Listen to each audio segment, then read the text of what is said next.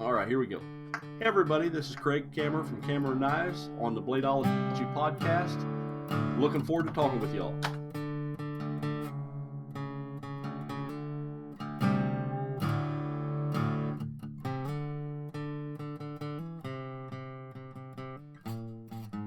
All right, we're going to jump into it like we do every week. Welcome to another episode of the Bladeology podcast.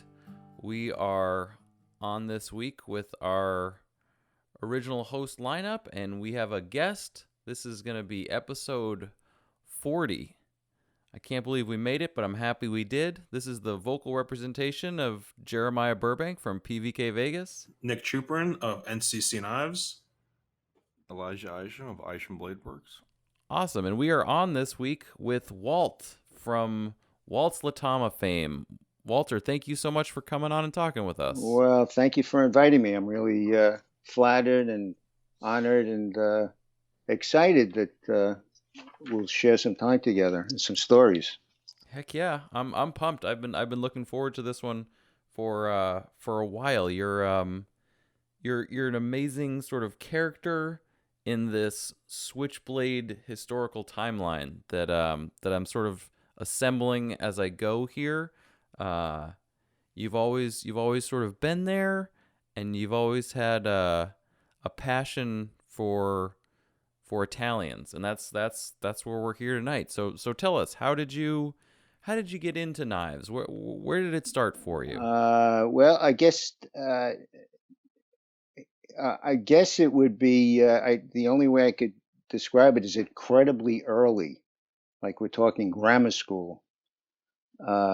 And I don't know the day or the knife or what it was, the moment that it happened, but I remember being obsessed, gathering money, collecting money so I could buy a knife. And I used to collect soda bottles and beer bottles. There was a lot of construction going on in the neighborhood. And I would get 5 cents for a big bottle, like a quart bottle, and 2 cents for a small bottle, like a small bottle of Coke or Mission Soda or whatever it was. I'd cash them in, and as soon as I got $1.50, I'd get something like, I guess a toothpick was my favorite at the time. And I remember one knife that I saw in the window of Sports World. It was a beautiful Bowie knife, and I think that was around $6. So it took me a little bit of time to collect nickels and pennies to get the $6. But that was the earliest memory of me being obsessed with knives, and I really didn't give it too much thought because there was nobody around me that was sharing that liking for knives. I mean, I was kind of by myself, and it basically was like that right up until I discovered the newsletter. And then I found out different, that there were other people that felt, as passionate about knives, specifically switchblades, as I did. All right. And so now what, we're talking about grammar school, and you're seeing like in a knife in a store window in a Sports World. Where in the world are we that we would see this knife? Flushing, Queens. Wow. Okay. All right. But I mean, that was just momentary because I graduated to Times Square, window shopping in the souvenir stores, and they always had these gorgeous displays. There were 3 or 4 of them right on the main drag, and they would have, I don't know, I guess maybe 50, 60. I'm assuming there were Latamas, everything from like 6-inch up to a 13. Oh, and they were just the most gorgeous. They were just beautiful. They were really, really nice. Okay. Switchblades in Manhattan. All right. So that was a different time. different world. No, it was, right now, Times Square is like Disneyland, but Right now it's more like a wasteland, but yes. It's a Disneyland. You go in there, you can bring grandchildren, you can spend the holiday there. But back then it was filled with hustlers and peep shows and the pornography didn't happen at that time. That came much later, but it was a pretty seedy place. Hmm. So Uh, what era was that to set us up? that'll give you an idea how old I am. I don't know if I want to Uh-oh. reveal that. Jesus, we're talking like 54, 55. Okay. All You know, right. somewhere in that area. And I remember I was small enough or short enough to duck in under the turnstile. So a lot of the times I get into Times Square for free because I wouldn't pay the subway fare, which was only a dime, but that's two big bottles and 1/10 of the cost of a toothpick. I mean, really. No, you gotta save where you can, you know? Yeah, The yeah, knives aren't gonna pay for themselves. yeah. No, that was I remember those fondly too. I remember that was and it's interesting how those memories were. I kept that to myself, you know, because I grew up with you know, that juvenile delinquent thing, and Switchblade was like, you know, you had a Switchblade, you were a juvenile delinquent, and you didn't want to give that impression anyway. It's so that was like you kept that to your chest. You didn't um, advertise that you love Switchblade knives. Right. Really, you know, Hmm. you kept it to yourself. No, there was always a stigma to it. There still is. I started making knives back in high school, and I only told a select few people back then. There you go. Yeah, exactly. But things changed, you know. Things changed. There's a famous, not famous. Well, for me, it's famous. There was a picture in Time Life Century book legend, kind of a century uh, book that like took each century and did a pictorial on it. And in one of them, it's almost a double page. It's like three-quarters of a spread of a guy looking into a window of a store that looked very similar to the windows that I was looking into, and he's got the long sideburns, and he's looking fondly at switchblades, Italian Hmm. switchblades, and it's just I saw this image, and it was like incredible. Hmm. Um, So but you were saying that so the newsletter came before Latama. yeah, oh, way before, yeah. So tell us a little bit about the newsletter. Where'd you come across a copy of that? I have no idea. I have no idea, but I found the newsletter, or it was introduced to me somehow, and I couldn't believe it because it was that suppressing the love of switchblades all those years, and all of a sudden seeing that there's like a lot of people out there that love switchblades and make switchblades and sell switchblades and used, and I mean it was just the newsletter was incredible. Hmm. Absolutely, it was life changing for me. So It was now really it took me to a whole different level. for the folks listening at home who may not be familiar, when we say the newsletter, what was the actual name of the newsletter? Uh, let me get a copy because I don't want to get this wrong. It's the Automatic Knife Resource Guide and Newsletter, and it was just 45 issues that ran from, I guess, 1992 to 2003, and there were 45 editions. It was a quarterly, and it basically documented the development of names like Protech, Microtech, Almar, Mikov, all the beginnings of all these companies, and even back to the vintage stuff like the 1700s, which was great, you know. And I had Dan Fuller, of course, was one of the contributing editors, Bill DeShivs, uh, and then Sheldon Levy's insights were just incredible. And he had a way of writing. I remember Gadzooks, he would write. Gadzooks. I mean, really, it just he had a way with words, and he was I just enjoyed, and I enjoyed talking to him. He was really and he was very helpful in me progressing or developing in this business. In fact, he is the one that introduced me to Josh. You know Josh, right? I do know this character. Yeah, Indeed. Yes. yeah, All too well. he was in Massachusetts at the time, That's and right.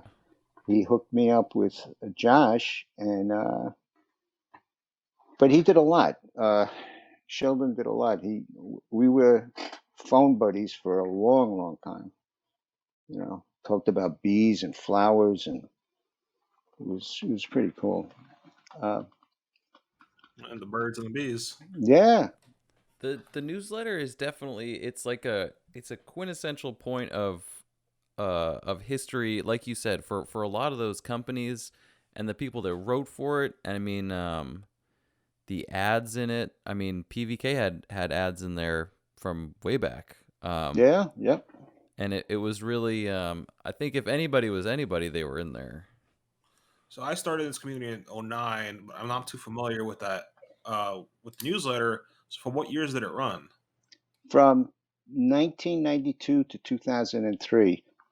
But just to add a little bit of what we're talking about with the newsletter, I ended up being the caretaker of the newsletter. Sheldon kind of like, he didn't give it to me. You know, I kind of bought it from him, but he offered it to me, so I bought it. And with that purchase, I have all the original photographs, all the correspondence. I have letters. I have email. I mean, I have so much stuff. But what I did with all of this, in hopes of doing what Sheldon wanted to do, he wanted to do a 2 volumes of the first 5 years of the newsletter, and then the second 5 years to do a 2 hardbound books. Which, yeah, well, I've been working on it for like, I don't know, 10 years, and I'm still working on it. We got to the point where I didn't do the book, but I took all of the editions and the original photographs. I rescanned everything. I redigitalized the whole kit and caboodle, and it's in color where the original was not in color. It was all black and white, like kind of not the best quality printing. Are we still on the air? Absolutely. I Okay. remember seeing a color version at Blade Show. I ran up to and saw you, and you showed me the what Blade Show was that? Maybe 2018, maybe. And Yeah. and you had a copy of the newsletter in color, which was really far out because Yeah. I've only seen it in black and white. Yeah, I printed, and and not only that, but I enhanced the layouts. You know, there was a lot of, I'm like, I have a background in that kind of stuff. So I see something that's not straight or doesn't balance, I get nuts. So, you know, I had to fix everything. Oh yeah. But I didn't take away the initial concept of the design. I just filled it in a little bit, made things a little bit big. But anyway, I digitalized everything. Is that the way you say it? You put everything in you a digital digitize it? format. Yeah, Yeah. I digitalized. So you can, yeah, you can download it from the site for $1.99 per issue. And if you buy a hard copy, you get a free download. So it's pretty nice. There we go. Actually, I heard somebody was pirating them Oh. and getting them for free. I said, "Oh, you son of a gun!" But I think my buddy up in Canada stopped one guy, and there's another guy he's working on. I don't know. I didn't get involved in the details, but it is available, and I'm pretty proud of it. Yeah. So I know yeah. I've seen the layout on the website. It looks great, and really having it in color is just like totally far out. It seems like a small thing, but really the newsletter was always in black and white, so having it in color is a step up. Yeah, well, It's see, great. to me at the time, I didn't care if it was, you know, all red or all green. It didn't matter to me. It was that kinship with God and another person, like switchblade knives. You know, it was like a friend. You know, and the world stopped still as soon as that came in the mail. I mean, I did nothing but read the thing from cover to cover, and I can still read it from cover to cover because it's like, I don't know, maybe it's just me, but I enjoy, even if I've read it 100 times, I read it again. It's nice. It's comforting. Right. I mean, it's one of those things where the newsletter sort of talks about the makers, it talks about the companies, it talks about every aspect which goes into the knife, and it just happens it does center around switchblades, which is great because there's not really anything that's, especially at the time, and actually nothing really now does that. Everything is just sort of a smattering critical look of knives in general. There's not a resource guide that sort of sits down and goes over, the aspects of the knives beyond, length, width, weight, and stuff like that, Well, yeah, no, I understand, and which brings me to another point where Dan Fuller or Neil Punchett has been bugging me for the last couple of 3 years to continue the newsletter, which I've tried to do, but somehow it's you can't follow up and act like the newsletter that Josh did. Not Josh, but what Sheldon did. I mean, Right. It's just incredible. All right, so tell us a little bit. Okay, so we're in Flushings. We're back in Times Square. You're finding the newsletter. What's the next step after that? You're reading the newsletter. Well, it must be the 90s at this point. No, wait a second. Uh-oh, I, slow I got down. I got married and had 3 kids Oh in boy. the meantime. So that the knife thing took a backseat to a couple of things, but there did come a time back in, I don't even remember exactly what day it was. I mean, what date it was, in the 90s, I guess. 2002. 2002, and again, I had this like notion of getting into the knife business, and I went to Maniago and met with the Beltrames. We went there a couple of times, Wow. and at the time, and I didn't know too much about the business. Actually, we were living in Poland at the time, and I went back and forth to Italy, and we I was in the thing. I said, well, why don't we do this little 9-incher as a lefty, right? Oh yeah, that's right. Yep. And I spoke to Sheldon about it, and he says, yeah, and you call it the Southpaw. So he named it, and I made it. Or the Beltrame people, the Beltrame family made it. And then that's where Josh came in. Josh came in and bought them all. Not all of them, but Josh purchased most of them anyway. Like the first left-handed Italian switchblade probably ever, I'm gonna say, right? Yeah, I remember Josh saying to me, I'm going to have these things for years, but I don't care. I remember that thing. I was very grateful that he bought them. That was because I didn't have an outlet like I do now, but at the time it was. It worked out pretty nice. Hmm. So So it was sort of like an OEM project. They built them for you in Italy. yeah, and they still do. Right. They still do. Yeah, I am trying to get things happening here, but it's I ran into some problems. We did some new designs for knives, but I think what we're doing now in Italy will be fine until we come up with a solution to make knives here, not Italian knives, but other knives here in America. Okay, so the Beltrams made the original Southpaw.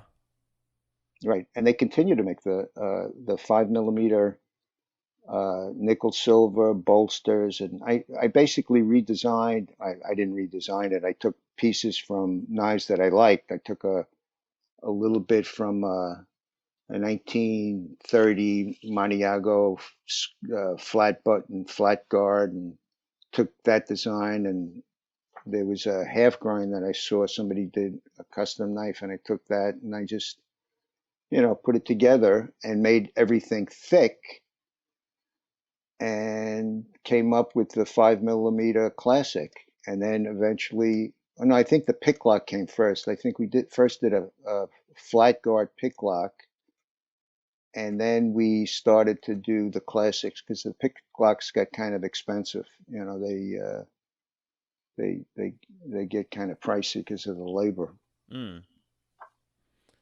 So in the pantheon of Italian knives, where did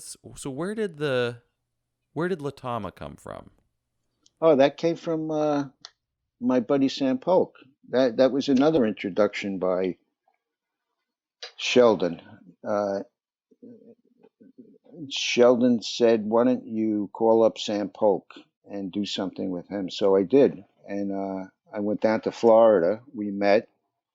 I went down there a couple of times, and we discussed We discussed his gentleman knives, which I kind of got a hold of and revamped the packaging, and we started that, and that was like not as successful as I would have liked it to have been because it was the wrong time. It should have been, if we were back in the 50s, it would have worked, but it didn't work for when we did it. But we did uh,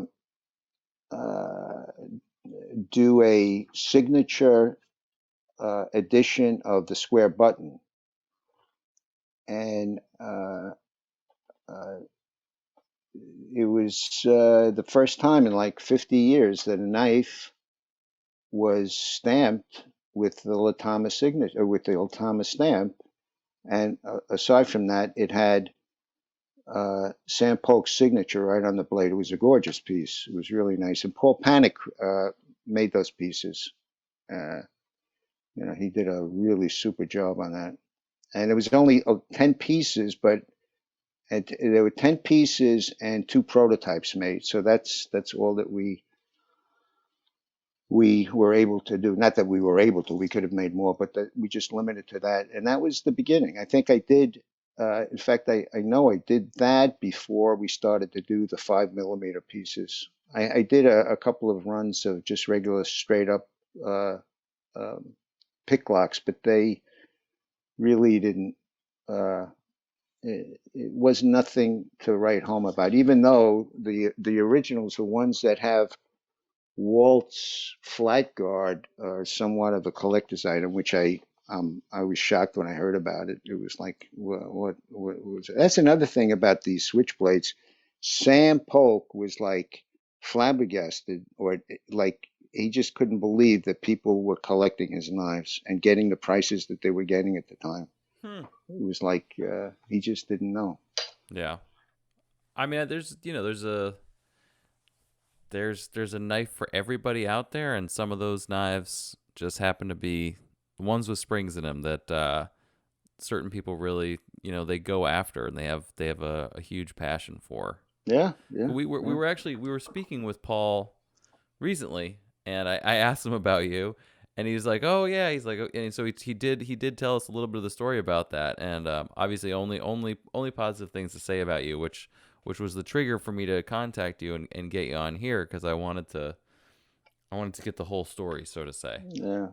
Well, it was exciting because it was uncharted territory for me. You know, I was poking around in places that I've never been in, and it was exciting. But it turned out pretty good, I think. Yeah, I mean, I would have to say that I don't think too many Americans or too many people in general have been to see the Beltrames, especially at that time period. I can't imagine that must have been a pretty interesting meeting to go to Italy. I mean, did you meet them? Did you meet representatives of the family? No. I was there. We had lunch. Oh, In fact, wow. that was the beginning of another other adventures that I would go to Maniago at least twice a year, and between Beltrame, DeBone, Cellini. I mean, I dealt with a lot of the makers there. You know, in fact, I had I still do. I have like a really nice relationship with Patricio Pasquale's son, Antonello, and he's like the guide that took me through all of Maniago, showed me just about everything. One of the most interesting things that I've ever seen in my life, like it's like a highlight. The first the first workshop that they had was on a quiet little street in an old building, and the facade was like cement and like cobblestones with shutters, and it's hard to describe, but they would, it was part kitchen, park workshop, and then the living room was a couple of feet over here. So everything was together. Was well, you probably have to know that all of the knife makers, it was like a cottage industry. So each family did certain things. Some families made scissors, some families made whatever they made. But this building had apparently somebody put a slab of cement, fresh cement on it, and Antonello or Patricio Pasquale carved his name, Patricio, and I have a picture of that. It looks like cave art, and it's so cool. That is pretty Yeah, neat. yeah, it is. I mean, his son pointed that out.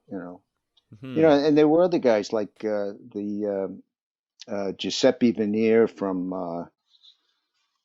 the rabbit Lepre, recognized, and that's another craftsman that just is probably the best right now. I don't think there's anybody that makes better knives right now than well, there's not too many people. I think there's like 2-3 families left. It's a dying industry there. The kids, Now, like are you talking custom manufacturers or no, well, let's production manufacturers in Italy? I think at that point it is like to a degree custom. I'm talking about switchblades really. There are a couple of really good like Fox and others in Maniago that make knives, but they don't make it switchblades. And Veneer is still making switchblades, and he and Beltrame and what's the other guy's name that he made some knives for us. And I mean, also when you're saying workshop, I mean, I think that it's important to point out, and correct me if I'm wrong, but I mean, we're talking about like an apartment type scenario with like hand tools at a point, and maybe it's much larger now, but still, these knives are basically assembled and tuned all entirely by hand. Yes. Like Absolutely. There's no automated machinery other than maybe a large press, but I think that's about it. I mean, this is not a manufacturing facility. This is like, leather bags filled with sand for forming steel and aluminum, and hammers and saws, Yeah, well, yeah. Yes and no. They don't make the blades at the places. They have that, outsourced, but they put everything together in these workshops. They'll pin it and fine tune it, but they don't do any blacksmith stuff there. Debone does the handles, so they send the handles out to have them done. Lucio is he's a gentleman and a half. He's really a super guy. I that's part of this whole adventure that I'm on, is having people that I know in Maniago that I've dealt with, and that they're just unbelievable. They're just great. I don't know, what can I say? I love them. Yeah, just to because I think the modern concept of like a knife workshop and what you're talking about with these Italian ones is totally, it is a different concept. It's not, like it's fine-tuned machinery. It's more, it's more people hands-on assembling these knives. Yeah. Well, I've never been in the Case Factory or even Microtech or any of the guys here, but This is completely different. This is Beltrame. It's the father and the son, and the daughter's in the front office. It's that kind of a very, very small kind of a thing. Veneer, Giuseppe Veneer. It's just him and his son, and his daughter takes care of the front office. So that's It's like a family, literally a family operation. yes. Right. So you were traveling back and forth. You met these guys. You're making these knives, and now even now you're still working with them, through the Latama brand. And tell us. So there's defined differences between a Latama knife and the other knives that we can get from Italy. One of those is definitely the thickness, right? That's the 5 millimeter. Latamas are beefy knives. They fire pleasingly hard. But I think you definitely, the knives are, I'm going to just say, of a high quality. They're not not that the Beltrames aren't, but the Latamas are definitely the step up, I would say. Well, the Beltrams. The difference is the money that's invested, and it takes like a Waltz Classic will be $300 plus, and a regular, not a regular, but a lesser switchblade you can buy for like $150 or $100. I don't know what the going price is, but the material is different, and like you said, it's thicker, and it just put together a little bit different, a little bit more solid. So that they're less expensive knives are terrific. I mean, for the amount of money that you're paying for them, it's a good deal. They make a great entry level switchblade. There you go. That's really good. So when and then and they make a really nice 300 plus knife for us. And then we get fancy with some of the stuff. We get into customizing the handles with some exotic materials. That's fun with file work. I enjoy doing that. That's kind of nice. But I do that here in the States. I get the pieces and then we customize them here. Yeah, I definitely like when guys call in and they're looking for an Italian. There's a few different families who are making them, and depending on what they're looking to collect, there are really good entry level ones. And then sort of if they're looking for something, I would say presentation grade, then I would always suggest a Latama, just because they are the finishing qualities, the handle material, and the action are steps above everything else available. Yeah. Well, thank you. In Italy, right? So you're meeting with these guys. You are maintaining relationships with these people from the original inception of the brand up until currently. Yes. So just to the Latama is a current running project. These knives are being made currently, and they are available from multiple dealers. Obviously, PVK is a huge Latama dealer, but these knives are available. The ones that we're talking about right now that have this history and this pedigree, these are available now.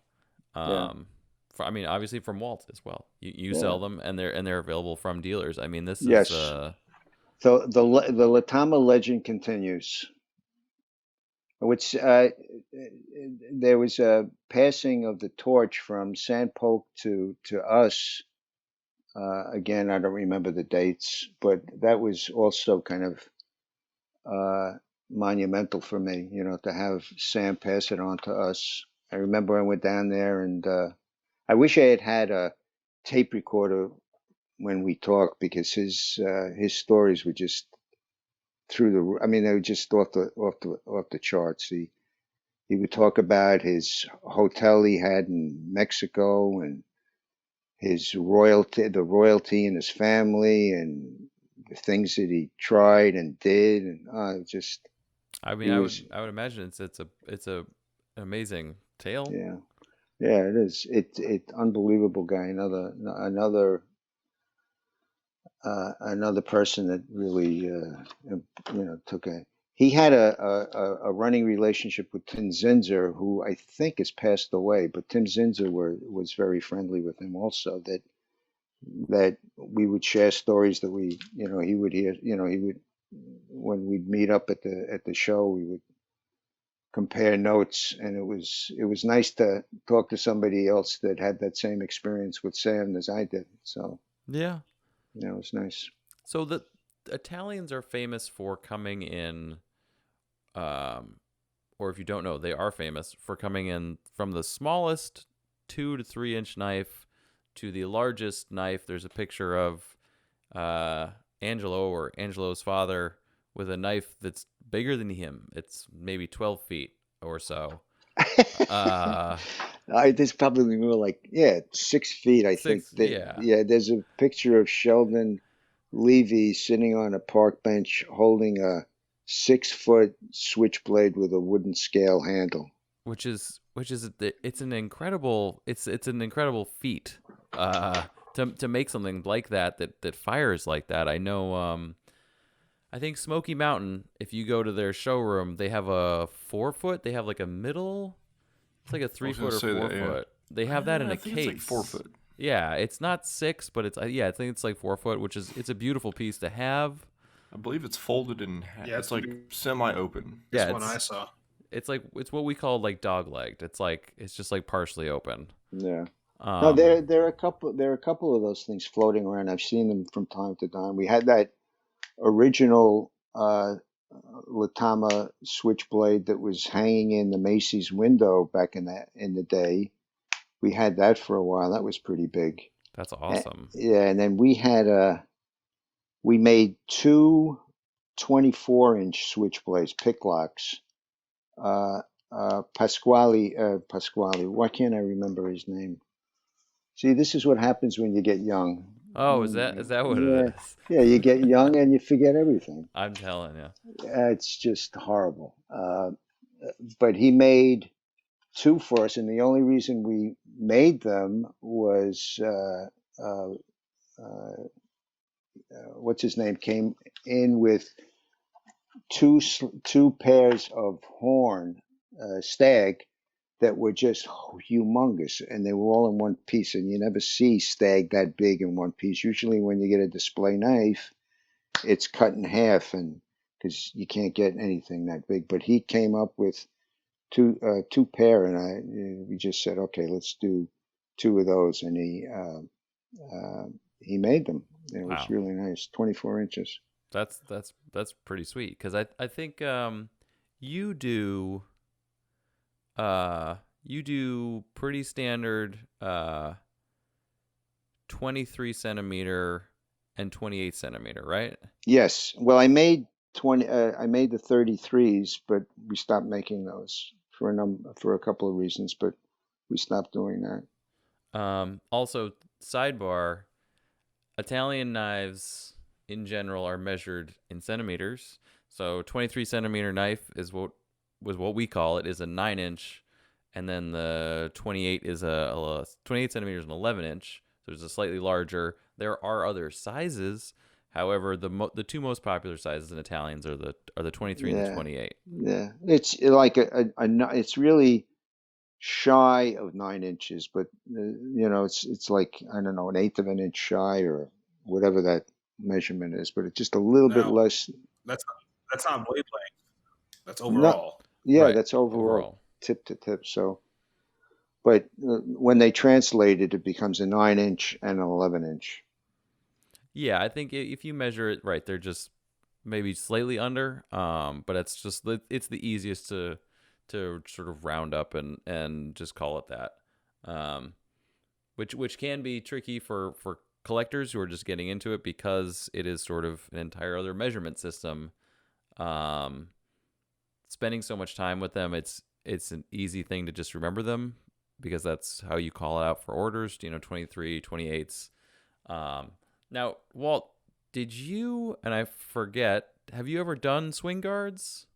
Well, we're in the process of doing them, and we should have them hopefully within the next 5 years. I hope. I hope. I hope. There we go. It's long and tedious when you're trying to retool and redesign because it's on the it's far away, and I haven't been to Italy and since this pandemic. I was supposed to go just before the pandemic hit us to discuss the swing guards, and it's been all via mail and email, so it's slowed down a little bit, and I don't want to pull the trigger on it until everything has been approved and everybody is all on the same page, because a lot gets lost in the translation, and I don't want to do that because it's too expensive to do it that way. I was saying a lot of guys might think 5 years is a crazy amount of time because we're used to guys, or even the production guys, using CNCs that are a lot simpler to get going. But the Italian knives, I don't think you talk much about the process, but I'm familiar that most of the parts are stamped, and getting all the stamps made and all the dies and figuring all that out. It's not as once it's made, it's a lot simpler to make the knives, but to No, get that whole yeah, process going for a model, it yeah. takes a lot of work and R&D. Well, in as far as the swing guard is concerned, what's holding us up is the swing guard itself. We redesigned the swing guard, and it's going to have to be CNC'd, and I'm working with somebody here in the States to have that done. And that it just for whatever reason, I'm having difficulty. Not having difficulty, but I just think I think this is the nature of the beast. I don't think anybody's. You know what I mean? I think Yeah. it just takes time. Oh no, it totally does. Guys And are busy, and swing guards are complicated as heck already. We talked to Paul about that, making swing guards. He's like, making custom swing guards is a huge pain because of all the timing and all the fitment issues. I mean, it's just one of those things that's really, it's a next level of complication. yeah. And then you add a new swing guard itself and the thickness, and all of a sudden, everything becomes not a problem, but it becomes a challenge. Sure.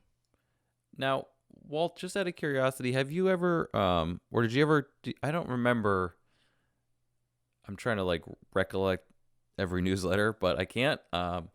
Was there ever a masterpiece from Tony in any of the newsletters, or have you ever seen a picture of a masterpiece?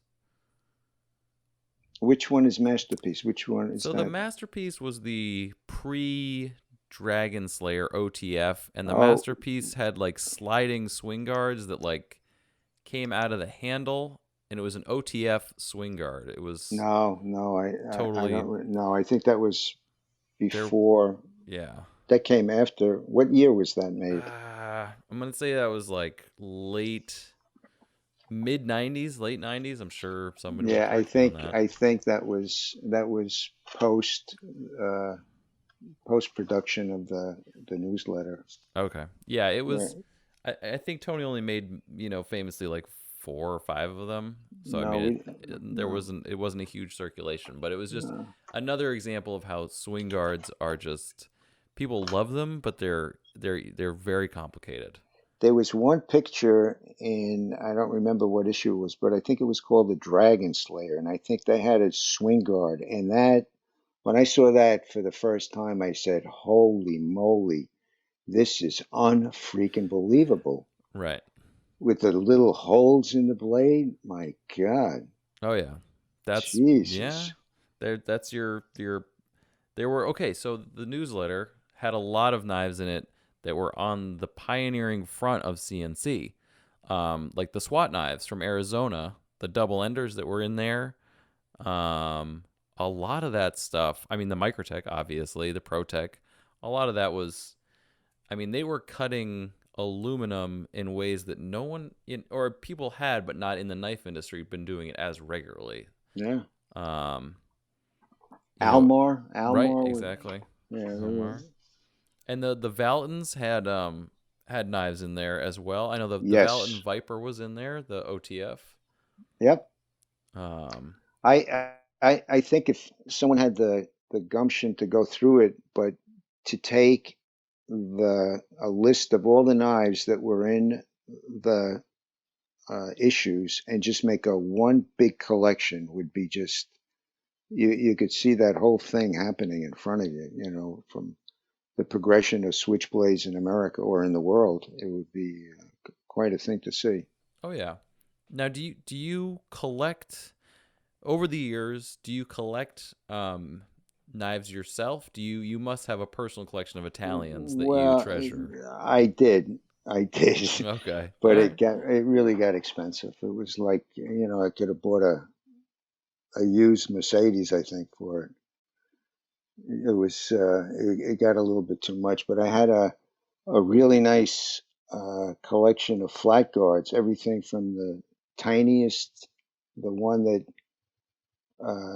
was purchased by a couple on their honeymoon on a cruise ship, like a little teeny one. It was a Wasp Body flat guard, all the way up to 13 inches, two of them. But I had to dispose of that. I had an interesting knife too in that collection.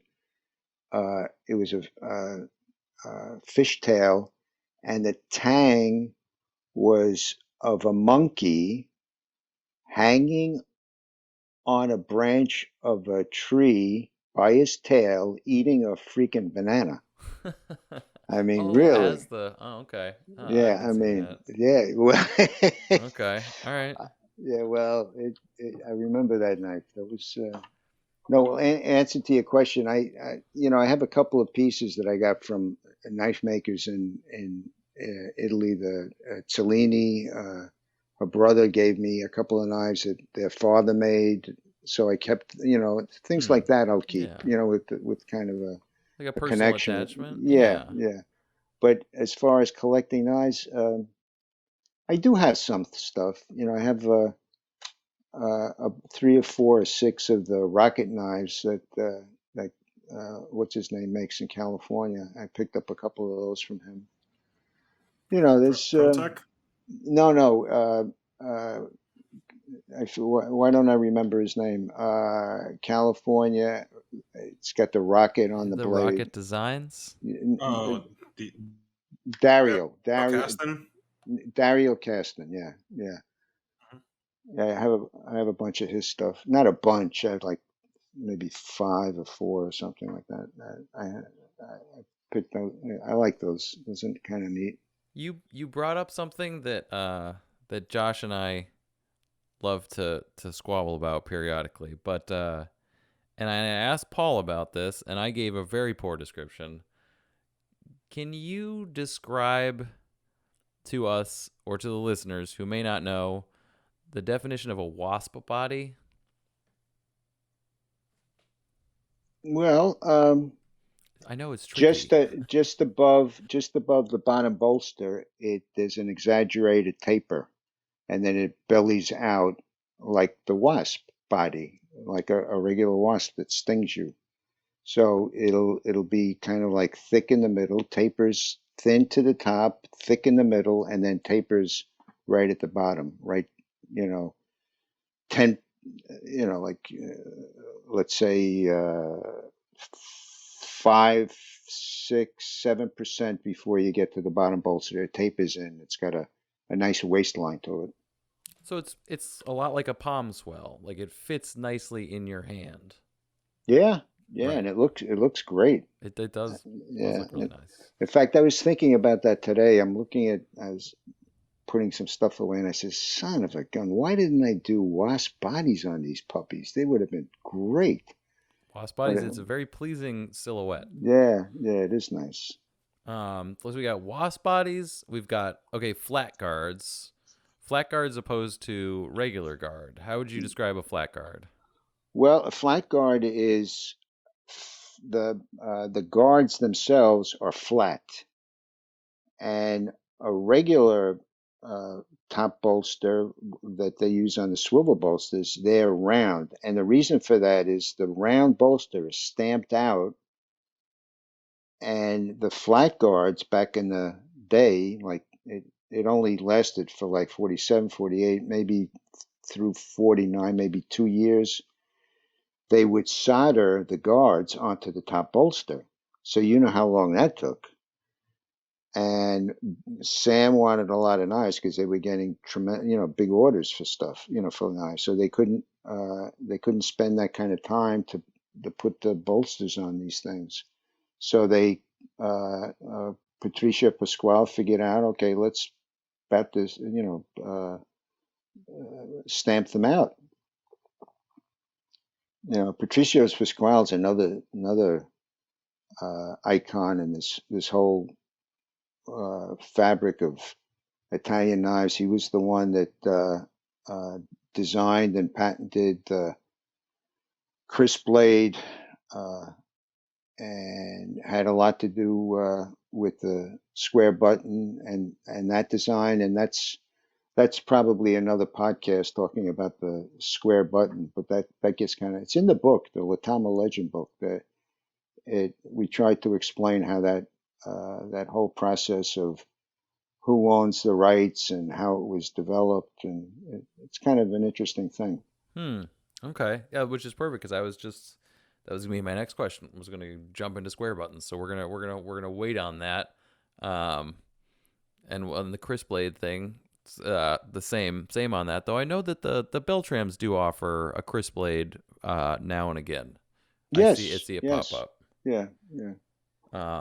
Which is pretty neat. So that's the thing about Italians is, and again we got into this a little bit with Paul, is that there are just like any knife, but there's so much minutia. There's size, there's style, there's blade shape, and these, you could have 100 Italians in front of you, and the average person would say, well, they're all the same, and then right, so the minutia is exactly like they have different guard styles, they have different body styles, they're fishtail, they're not fishtail, right? Half grinds, bayonets, double edge, flat grinds. I mean, they're really, there's a lot of specificity that goes into these knives. Yeah.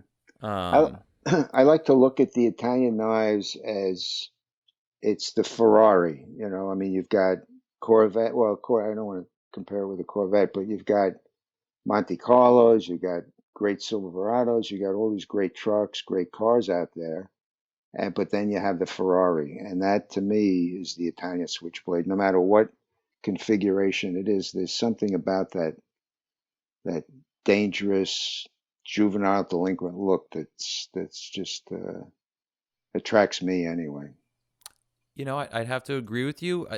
Up until this day, and I'm sure much beyond this day, but the silhouette of that knife, you could draw that on a napkin, and someone would know exactly what you're talking about. I mean, we have it on the PVK shirts. We have a stiletto crossed with a bally song, because those are just, I mean, that's our market. But those are very iconic looking knives. People see those knives and they're like, oh, I know exactly what the heck that is. Like, that's an Italian switchblade. Like, people walk in from Las Vegas Strip from all over the world, like places I can't even point out on a map, and they walk in and they go, wait, do you have Italian switchblades? But they're like, they call them some other, like, the nomenclature is always incorrect, but whatever. But they walk in and they immediately point at the case and they go, wait, how much is that? Like, I want that. Like, that knife is like the buck. I even say that it's probably more recognizable around the world than the buck knife. It's just that little S. It's that little S at the top bolster and the swivel bolster. And people, they look at it and they go, they know exactly what it is. And it's just, it's remarkable. I think if you ask anybody, what does a switchblade look like, they would draw an Italian switchblade without a doubt. They wouldn't, that would be it. You don't even have to say Italian switchblade, just say switchblade. And right away, that image of that design comes up. But most people don't know that there are any other kind of switchblade. But we do. It's just the Italians. Yeah, but no, there's some great stuff out there. Yeah. The Protex Benjamin. Oh man. So another thing I wanted to go over, Walt, is so the Lube. Do you want to get into that a little bit? Sure. Okay. I'd love to. Tell us about that offering. That offering, that again was an accident. I think it was the second blade show that we did. We had a neighbor, uh, and his name was Michael Tank Fisher, and we started to talk a little bit. And he's like deep in the heart of Texas. He's like down to earth, like a really great guy, and he's not a bad knife maker either. Not to mention that, but he is a really nice knife maker. He does a lot of custom stuff for us.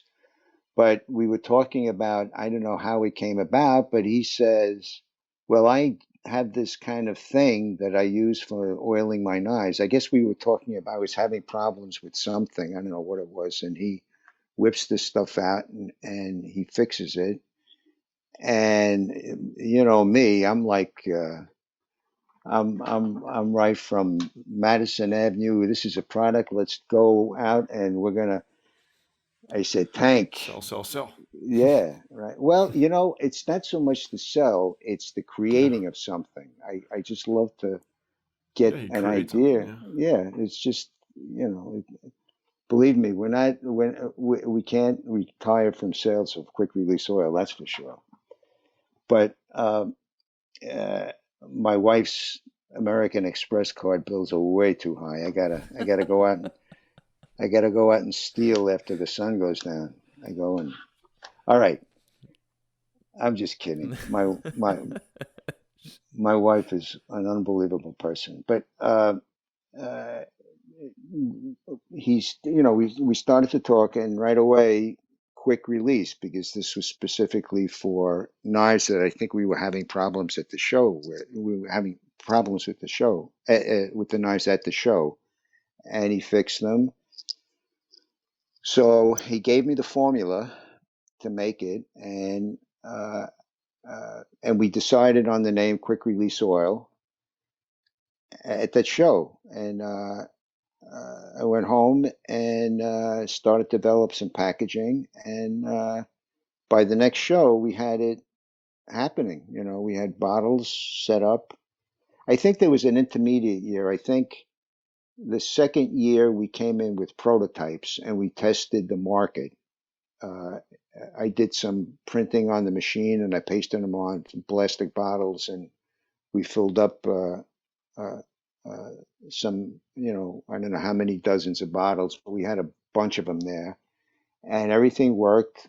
And the next show, I had bottles printed up. We had bottlers, putting the stuff in quarter-ounce dispensers and 1-ounce bottles. We had packaging. We had the whole thing happening the next year, and we released it the next year. It was pretty nice, and we're still working on it. I mean, we're partners. So it's a really great relationship. I like that. It's pretty good. Nice. Yeah, we still sell the heck out of that quick release. I mean, that's Well, I'm glad to hear that. That's good. It's good lube. I mean, it works great for Italians. It works great for a bunch of stuff. It's got a particular viscosity that really works its way in, and no, it's good lube. And it comes in those. It comes in the traditional sort of squirt bottle, and the thing is, it comes in those needle applicators, which is awesome. Yeah. It's also pretty effective on any metal-to-metal surface, but specifically firearms.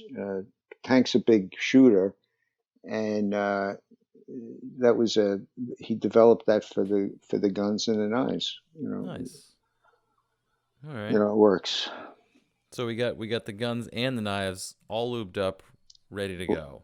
And squeaky doors. Okay. See, there we go. Any metal on metal friction surface, yes. You throw that lube on there, and you're good to go. Yeah, you're all set. The secret ingredient fills all the nooks and crannies, so everything. Oh boy, everything works just good. I like it. Probably even works on the old knucklehead too. Yeah. Oh, the old knucklehead. Oh my God. Throw that on the Harley, and you're set to go. I swear it'll stop making that horrible thump sound. I think you're going to need a little bit more than a 1-ounce bottle for. Well, see, you gotta find a good supply. That's a great story, because I did not know that Tank was part of the whole development of that.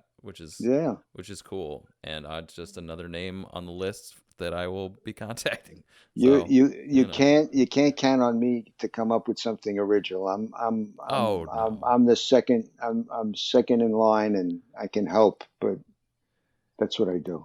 Yeah, that's something that the other one says all the time is that Josh is always going on about the crucial importance of ideas right up until the actuation, and then that's where everyone checks out, and then the good ideas are usually the ones that get funded. And funding of the idea is the crucial part, and thinking of the idea is it's important, but getting the idea to the masses is the crucial part. Oh, So, wow, you know, that's incredible. yeah, yeah. Very difficult to do, Right, exactly. Right. Yeah, and that's, it's expensive. And if you make a mistake, which expensive. we've done, we've made a lot of mistakes, and it costs. But I have a feeling that's what life is all about. Well, certainly. I mean, you like to learn from the mistakes when you can. When you can't, you just build more knives, I guess. Yeah.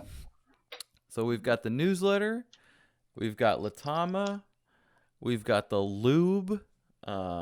What am I missing? Anything? Uh, the Lube, the newsletter, the Latama. Well, it's a continuing story. There's other It always things that'll. is. Yeah, I think you got it covered. All right. All right. You got it covered.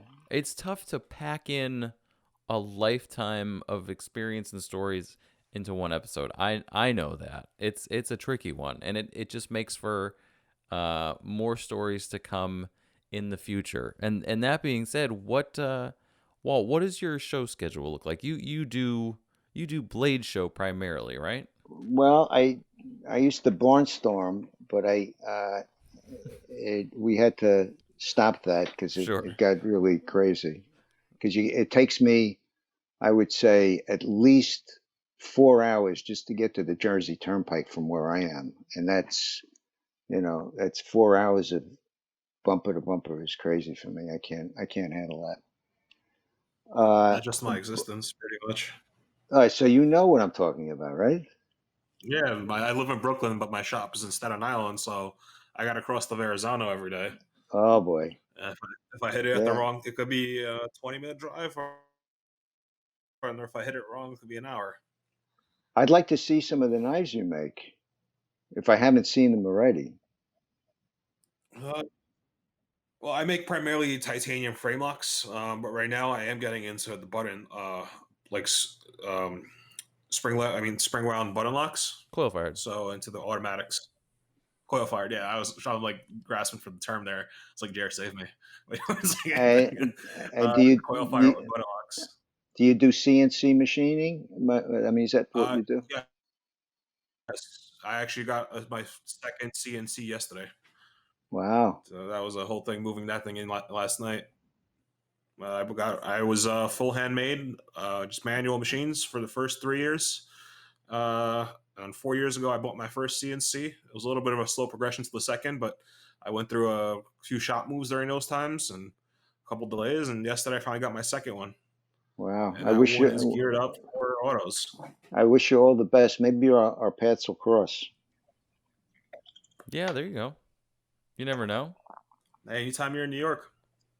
What do you mean anytime? I'm always in New York. Oh, you mean like in the city? No, no, no, no. I try to stay. Yeah, anytime you're in New York City. No part of that No, city. yeah, no. I rarely cross the Shinnecock Bridge. I just stay here because I'm afraid to go anywhere.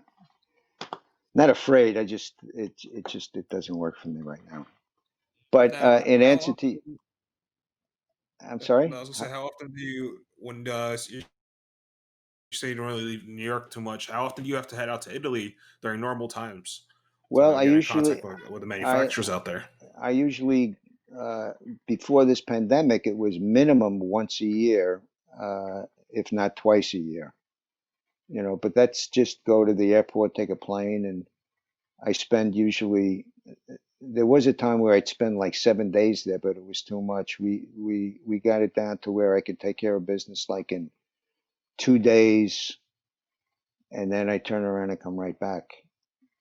So it's not a, Beat the you jet know, lag pretty much. You don't even get time to get it to adapt.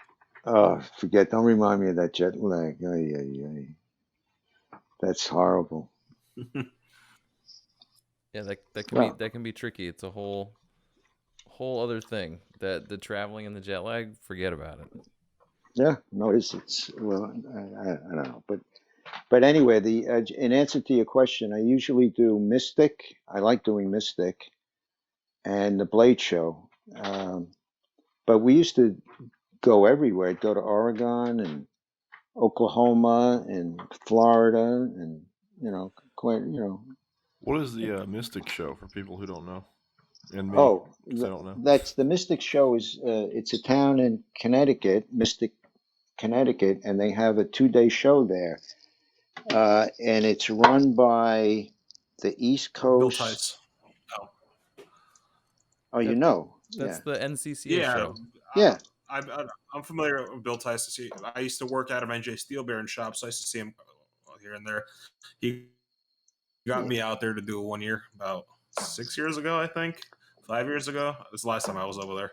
Well, I would recommend doing the Mystic Show because it's completely different. It's a 2-day show. They have new facilities. They have a new thing, and it really got super nice. For a neighborhood or a local show, I think I go back. We make money there. It's good. And the last time we had, there was a whole display of Schrade knives. When the grandson was there, he had part of the booth. They had a whole like island, like 10 tables, and Myron Tupper had his table there with some high-end like seasoned collectors. They all got together and they put this beautiful display together. It was really, really nice. Man, that's Yeah, it's a pretty unique show. I only did it 1 year, but I was so bummed. This was the only year I was home for all the NCCA shows, and they were all canceled. I was Well, like, wait, you go to the NCCA shows? yeah, I was so like one of the first knife shows I ever went to was the NCCA show in Marlborough, Massachusetts. Oh my God. Yeah. You poor thing. That's Chuck and I talk about that because Chuck exhibits at that show, and so does Paul Farina. Jesus. Yeah. So then, Sounds yeah, like and then a storied show. Oh yeah, and then Mystic is. I went this summer to go fishing in Mystic, but yeah, Mystic is not that far away. It's like a 2-hour drive. But yeah, I was excited about the Mystic show this year, and then all the NCA shows are just forget about it. It's on. No, I like the Mystic show. They have that fun auction where everybody banters back and forth and they insult one another and That's all interrupt one. It's all part of the Northeast there. That's pretty cool. And where did you go? Where did you go fishing? Right in Mystic. So off the coast of Mystic, some friends have some boats, and we head out into the ocean there, and it's probably a lot more drinking than fishing, but the fishing does happen. We have the rods for show, and no, but the Mystic is great. They have a whole town. Well, it's the seaport. They have the Mystic Seaport, which is like the historical reenactment of like old New England. So I love that kind of stuff.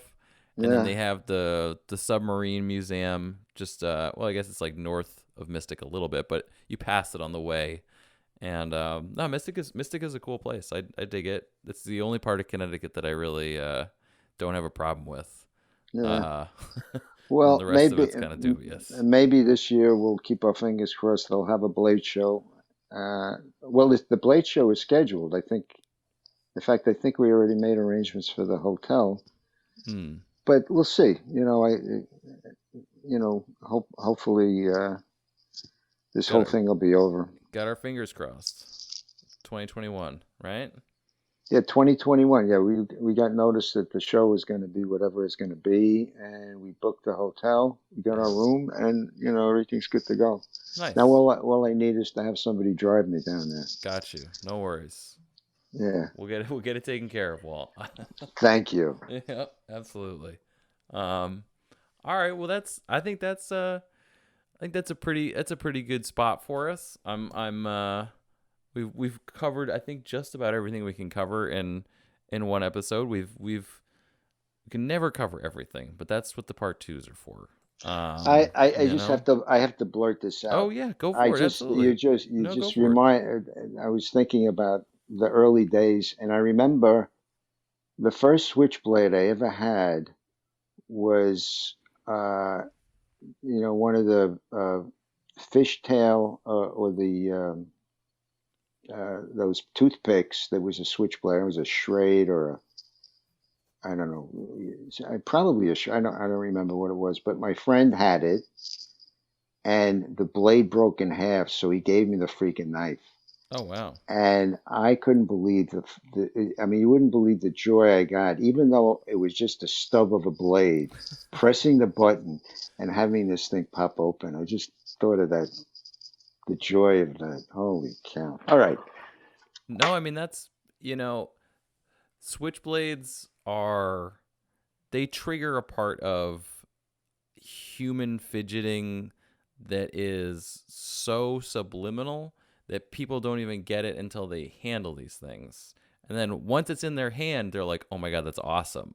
And then they just keep doing it. Like a customer will fire one of these knives hundreds of thousands of times. It's just like you push the button, the blade fires, and it makes this really satisfying like snap, and then the blade's open. Like it's almost magic. I mean, you understand that it's not magic, but it's cerebral in the action. Yeah, yeah. It's No, a romantic object, Yeah. yes, it is. Hey, Jerry. especially with an Italian. Yeah, I wasn't a collector of. I wasn't a collector of autos. I always collected titanium frame lock flippers on bearings. That's what I make. But wasn't. I don't think autos were on my radar when I was a collector. I collected for a few years prior to being a maker because modern day flippers had that nice. Yeah, it's a similar. They opened right. The back in the day they didn't open like they do now. Usually when you flip a flipper, it's gonna open. It's not gonna stop halfway, and that was the appeal of automatics. Once that blade left the handle, it's gonna open and it's gonna whack. It's gonna make a satisfying noise. Um, so I never really went down that rabbit hole until I met Jeremiah a few years back, and now I started collecting knives again. But my collection's almost solely automatics, even though flippers are similar. They open really fast, they're loud, but it's still not automatic. The whack is not the same, the action's not the same, and it's not as gratifying to open just a flipper than a knife on a spring. Mm. There's something about it, as you guys were saying. Yeah, it's fun, man. It's really it's super fun.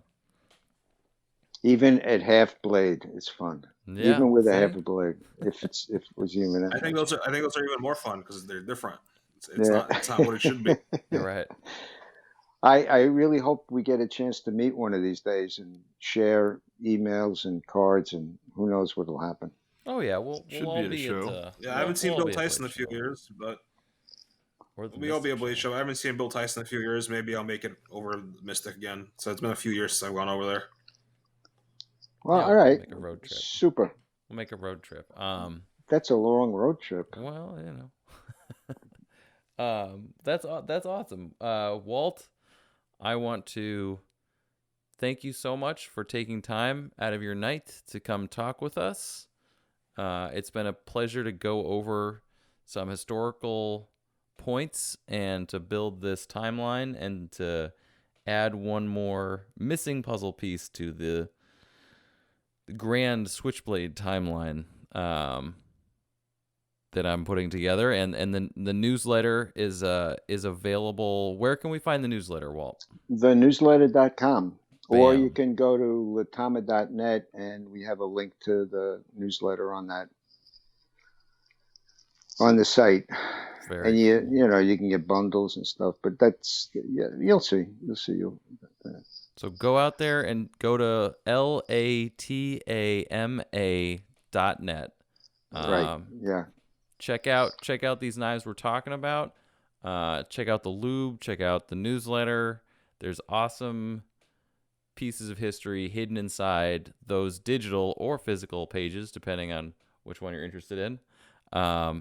And of course, Latama knives are available from pretty much all the standard dealers that you might look for them. Obviously from PVK, we have them. And yeah, it's it's a sight to be seen and to behold, one of these knives for sure. Wow. If you haven't. Thank you very, very much for the kind words, and I hope we see each other soon. Absolutely. On that note, I'm gonna wrap it up. This has been another episode of the Bladeology podcast. Thank you so much for listening. This is Jeremiah Burbank from PVK Vegas, and I'm signing off. Nick Chuprin of NCC Knives, and I'm signing off. Elijah Isham Blade Works. Good night, everybody. Very good. Thanks, everybody. Thanks, Walt. Thank you. Bye.